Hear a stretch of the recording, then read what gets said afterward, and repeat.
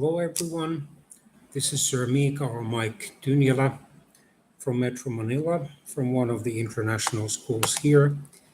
And at the request of the headmistress or the female principal of my international school, I'm giving this short video lesson on decolonization, more specifically on decolonization, which took place after the Second World War had ended in 1945.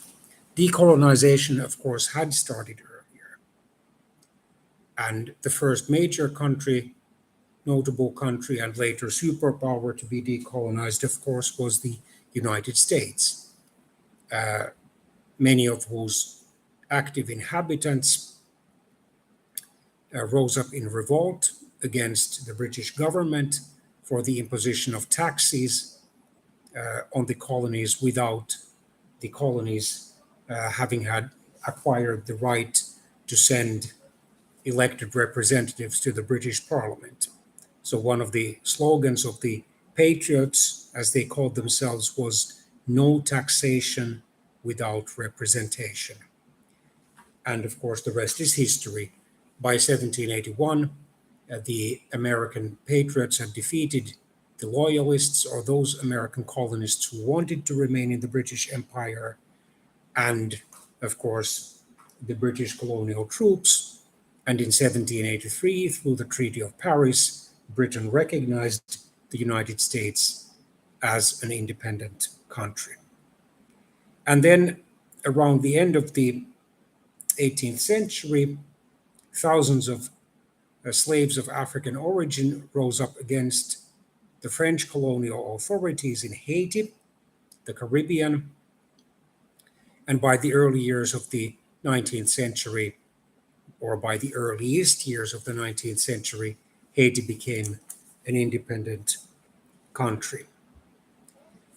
And then around the year 1810, in several countries of Latin America, or several other countries of Latin America, started a series of uprisings against the Spanish colonial rule, and it spilled over later in the 19th century to Brazil, the largest country of Latin America, which had been a Portuguese colony for some centuries. And the result was that already during the first half of the 19th century, most of the Latin American countries became independent. Elsewhere in the world, some countries here and there gained independence or then were reunified, such as Germany under the leadership of Prussia, its largest northern kingdom, in 1871, and then Italy under the so-called Risorgimento movement led by Prime Minister Camillo di Cavour of Piedmont, a notable kingdom in northwestern Italy, between 1861 and 1870. Prime Minister Cavour died already in the early 1860s.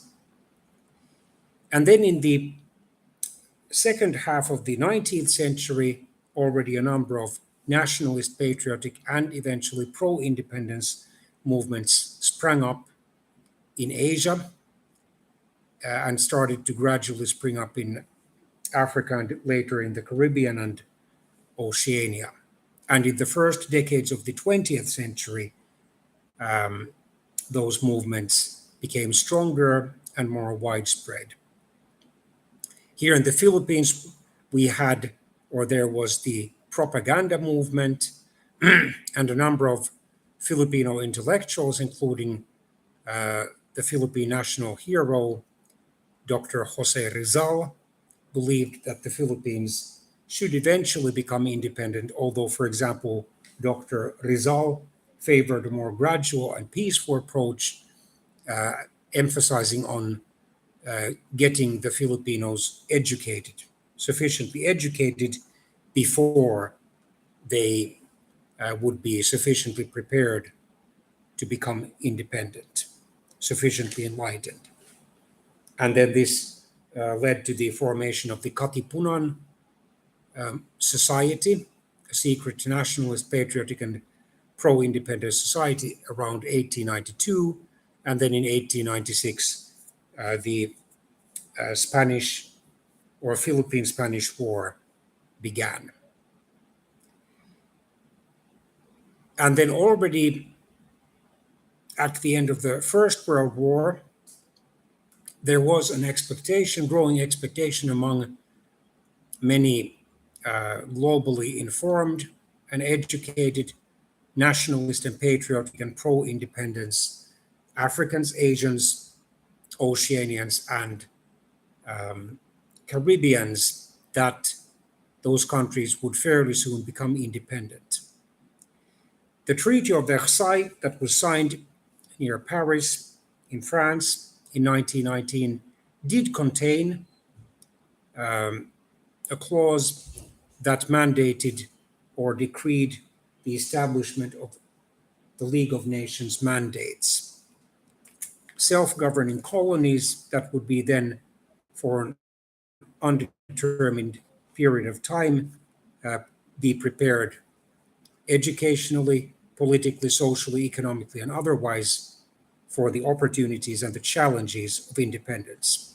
These mandates were located in Western Asia, in scattered parts of Central and Eastern Africa, and in Oceania.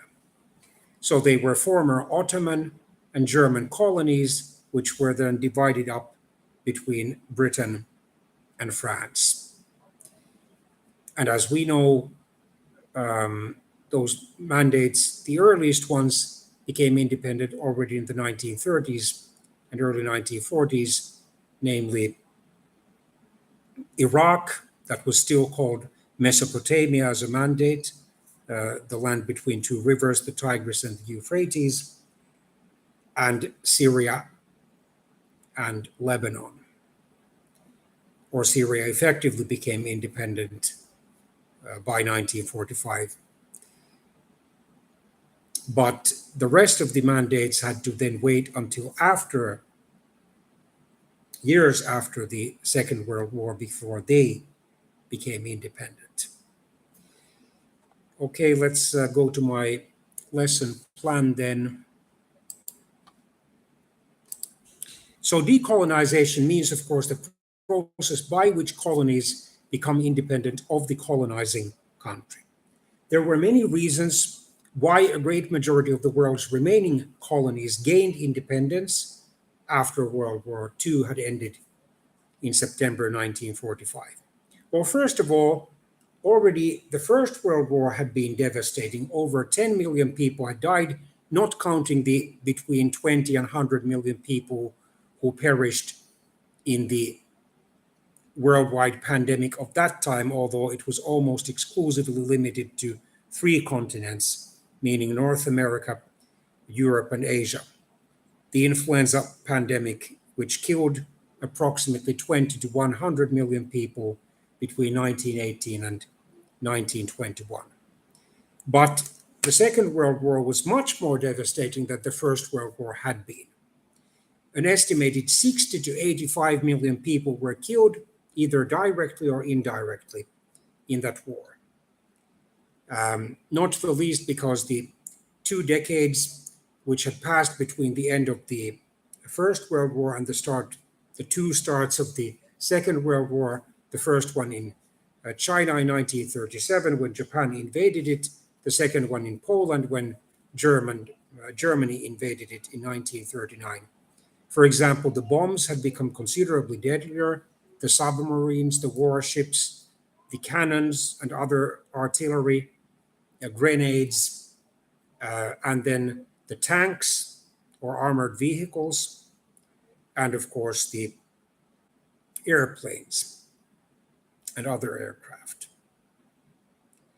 And then there were multiple genocides during the Second World War, the most tragic of which by far occurred mostly in Central and Eastern Europe, when mostly systematically some 6 million European Jews, or approximately one half to two-thirds of Europe's Jewish population at the time were put to death, mostly in the extermination and concentration camps located in the pre-1939 borders of Germany and Poland. But there were numerous other genocides against several Slavic peoples of Europe, even those who were not of Jewish origin, mainly Serbs, Poles, Belarusians or White Russians, Ukrainians, and Russians. And then there was the Porraimos or Poraimos, the genocide of between hundreds of thousands and even up to 2 million European Romani people or gypsies. There were minor genocides in northern and eastern Africa, and likewise in parts of Oceania, and major genocides in eastern and southeastern Asia, especially in Korea, China, the Philippines, Malaysia, Vietnam, Laos, Cambodia, Thailand, and the historical Burma, which is now called Myanmar. So there was a great and shockingly blatant disregard for human lives. And then many countries and regions were badly damaged, especially in Europe and Asia, and to a smaller extent in Africa and Oceania. And the Second World War had been even more radically a total war than the First World War had been, involving the mobilization of many soldiers and civilians. Secondly, even more colonial soldiers had fought in the Free French after France's partial occupation by Germany in June 1940, and various other Allied armies that had been the case in World War I. And although the Allied countries did by 1945 defeat the Axis, Italy had officially switched sides by surrendering conditionally to the Allied already in 1943, but Germany fought until May 1945 and Japan until August 1945. And then their allies, most of which surrendered already in 1944. But despite their overall victory, many Allied countries had suffered during the Second World War many human, material, and political losses. So France had been at first partly occupied by Germany, but before 1944 it became fully occupied by Germany, the metropolitan France, of course. Britain had been painfully bombed in 1940 and 1941 by Germany, even though it had won that air war, nicknamed the Battle for Britain. And many of the Asian colonies of Britain and several of the Asian colonies of France and several of the Oceanian colonies of Britain had been invaded by Japan. Then fourthly, among Europe's colonial powers, Belgium and the Netherlands had also been occupied by Germany starting already in May 1940 during most of World War II. Then fifthly, the Western Allied countries such as the United States, Britain, France, or Free France, Canada, Australia, and New Zealand had claimed that they were actually fighting for freedom, democracy, human rights, and guess which goal, the national self-determination that had already been outlined by the late US President Woodrow Wilson in his 14 points published in January 1918, so 10 months before the armistice had ended the official battles of the First World War. And against, of course, the Axis tyranny, because the three main Axis powers or countries, Nazi Germany, Fascist Italy, and then the authoritarian Japan, all had been more or less brutal and strict dictatorships, Italy and Germany being even officially totalitarian dictatorships. Then sixthly, many more colonial troops than in World War I had been killed, wounded, disabled or captured while fighting for Britain or France, mainly. Then, the seventh point I mentioned already, since the late 19th century, many nationalist, patriotic, and pro independence movements had emerged in Africa, Asia, Oceania, and the Caribbean. Then, the eighth point, keeping and supplying the colonies had become increasingly costly and inconvenient for Britain, France, the Netherlands, Spain, Portugal, Belgium, and the United States. Actually, that would have happened sooner or later anyway during the course of the 20th century, but it was hastened radically by the devastating World War II. Then the ninth point, a growing number of ordinary British and French people, Dutch people, Spaniards, Portuguese, Belgians, and Americans believed that if most of the people in the colonies really wanted to become independent, why not let them? After all, had the Western Allied countries not claimed to be fighting for freedom, democracy, and the national self determination? And the 10th and last point, because the old European superpowers or great powers, Britain and France, both had been painfully weakened by World War II, especially France. Most of their political leaders at last had admitted that their countries no longer were among the superpowers. Instead, the United States and the Soviet Union, the two most victorious countries of the Allied, despite the fact that the Soviet Union suffered tens of millions of casualties during the so-called Great Patriotic War, the Soviet historiographical propagandistic name for World War II. So these two countries, the second one of which, the Soviet Union, was located partly in Eastern Europe, had become the superpowers, and Britain and France no longer were superpowers. So whether willingly or reluctantly, having admitted this transformation of the balance of power between the great powers or countries, most mainstream British and French politicians favored giving independence sooner or later to their remaining colonies. So why did the US and the Soviet Union also support decolonization? Partly for sincere and humanitarian reasons. After all, even their leaders, especially American political and other leaders, had compassion. But sadly enough, on both sides, also for selfish, greedy, suspicious, and grossly power political reasons. Because they were the world's two superpowers, as I already said, following the devastating and cataclysmic sufferings and turbulences of World War II. So, what was decolonization after World War II, and how did it transform especially Africa, most of Asia, most of the Caribbean, and most of Oceania? Because almost all of the world's colonies gained independence between the 46 years that passed from the end of World War II in 1945 to the official end of the Cold War and the disintegration of the Soviet Union in 1991. And therefore, a great majority of the countries of Africa, Asia, the Caribbean, and Oceania were released from the colonial and imperialistic rule of such countries as Britain, France, the Netherlands, and Portugal.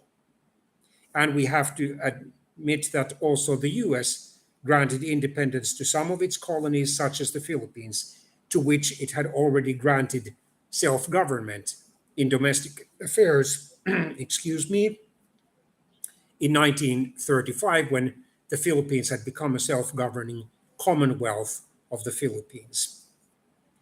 Then the native or indigenous languages and cultures, of course, started to be promoted and favored much more in Africa and Asia, and to some extent more in the Caribbean and in Oceania. In those two regions, the English language was already so prevalent in the colonies that became independent after the Second World War that not so much emphasis was put on the promotion of the native languages, even though we have to admit that both in the Caribbean and in Oceania, in the English-speaking countries, the English dialects tended to be more or less mixtures of those native languages, and of English. In other words, creolized forms of English. And then those new countries had to construct or build or reconstruct themselves also politically, governmentally, educationally, economically, and socially. So, what were among the positive effects of decolonization? Well, at long last, way beyond the reasonable time limitations, the racist and imperialistic rule over most Africans, Asians, Caribbeans, and native Oceanians, meaning mostly Polynesians, Melanesians, and Micronesians, such as Australia's Aborigines and New Zealand's Maori, ended, at least officially. And then at last, those nations could start to freely promote their languages, cultures, and traditions. Thirdly, at last, they received an opportunity to establish indigenous or native democracies instead of having the white people dictate to them what kinds of democracies they should have. Fourthly, at last, they could be independently represented in many international organizations, such as the United Nations. And then, fifthly, at last, they could, on their own initiative, develop and advance on multiple fronts at the same time or simultaneously. Tragically, decolonization, the transformation that happened mostly between 1945 and say about 1975 or 1980, so over 30 or 35 years, had also multiple negative consequences, especially on a short-term basis. So, for example, many of those countries had arbitrarily drawn borders, which had been drawn mostly by the British and French colonial and imperialistic authorities decades or even a longer time earlier, depending on whether we were, for example, in Africa or Asia. And they caused disagreements with numerous neighboring countries and/or quarrels or even violent clashes between various domestic ethnic groups, because so many ethnic and tribal groups were divided by these arbitrarily drawn borders. And then inside, there were many people who could not at least fluently understand each other's native languages, and that was why they had to use these linguas francas, or common languages such as English, French, Spanish, Portuguese, and so forth, occasionally even Dutch or German. And then many of those countries, unfortunately, did not, because of the racist and grossly unequal educational systems, have many trained or competent politicians, civil servants, or economists, especially during, let's say, the first 5 to 10 years of their independence. And then many of those countries were so poor economically that they quickly became more or less dependent on the foreign development aid, especially many African countries, but also numerous Asian ones, several Caribbean ones, and several Oceanian ones. And then many of those countries had wide or even huge socioeconomic and educational gaps between the rich and the poor. And then as a result, they had numerous internal prejudices, jealousies, debates, and even violent incidents. And then many of those countries were so underdeveloped democratically that they became quite quickly either unstable democracies or authoritarian dictatorships. And then tragically, civil or regional wars broke out in many of them, especially in Africa, but also in several Asian countries. And there was unrest also in several Caribbean and some or several Oceanian countries.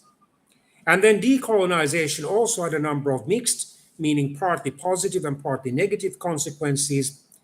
So the indigenous cultures were promoted. However, many indigenous people felt that they did not really benefit materially from this promotion. Yes, independence was gained, but many politicians and voters argued over its details and then eventual goals. And then it often took years to train and or to hire enough competent politicians, civil servants, and economists. And then while many people and organizations of the richer countries generously donated money to development aid, often it was slow to help those countries to become self-sufficient materially. That is why eventually a concept was developed called the cooperative development, where actively these foreigners, usually Westerners, Europeans, Canadians, Americans, Australians, or New Zealanders, help the native peoples help themselves. And then while democracy gradually spread across those countries, there was often much corruption, incompetence, and or preference for authoritarianism among many prominent politicians. So why did especially Africa, several Asian countries, and some Caribbean and Oceanian countries suffer quite much from the negative effects of decolonization? Because especially many African countries were so poor, and because too many of those countries were too dependent economically on certain key products or economic sectors, so their economies were not diversified enough. And then because too many of those countries needed many years of patient pro-democracy training in order to gradually be transformed into stable democracies. And then also because too many of those countries' privileged people had a condescending or looking down, paternalistic or too fatherly, or even mocking attitude towards many poor people. And then because too many people in too many of those countries had at first wildly optimistic and or unrealistic expectations for those countries' post-independence progress. And then in what significant aspects did decolonization affect the United Nations and various other international organizations?